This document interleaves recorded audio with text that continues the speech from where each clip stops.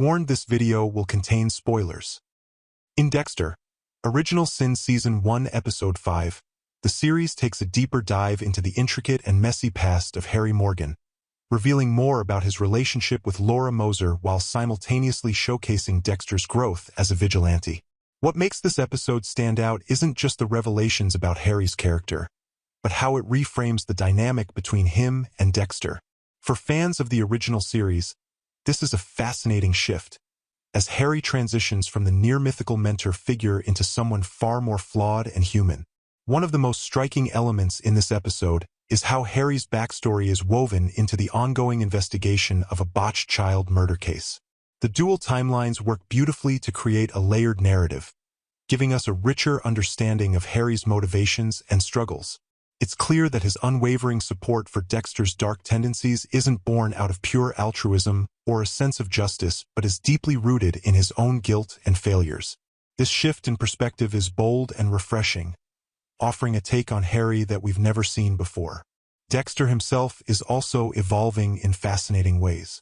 This younger version of him, portrayed with an almost manic enthusiasm, feels raw and untamed compared to the calculated and composed killer we know from the original series. There's a thrill in watching him refine his methods, learning from his mistakes, and embracing the twisted teachings of Harry's code. The scene where Dexter places Harry on his kill table is both shocking and symbolic. It's a moment that feels like a culmination of everything the prequel has been building toward: Dexter's growth as a killer and the fragile, complicated bond between father and son. But while the episode delivers some incredible highs, it's not without its flaws. The subplot involving Mad Dog feels underdeveloped, lacking the depth and tension that the series has managed to maintain in earlier episodes. Similarly, Dexter's escape from a police investigation feels almost laughably convenient, undermining the stakes that should have been present in those scenes.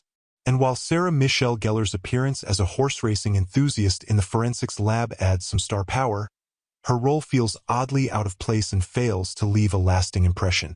What's particularly frustrating about Episode 5 is how it falters in maintaining the momentum established in Episodes 3 and 4. Those episodes pushed boundaries with audacious kills and visually striking sequences, like the unforgettable Ferrer takedown in a sports arena. Here, the courtroom scene lacks tension, and the overuse of licensed music feels more like a distraction than an enhancement to the story. However, the episode's saving grace lies in its emotional beats, particularly the near-confession Dexter makes to Deb. Her dismissive reaction, attributing his words to being high on pot brownies, creates a moment that's equal parts humorous and tragic, perfectly capturing the bizarre tone that the series thrives on. As the prequel continues to carve out its own identity, it's becoming increasingly clear that the focus on Dexter and Harry's relationship is its strongest asset.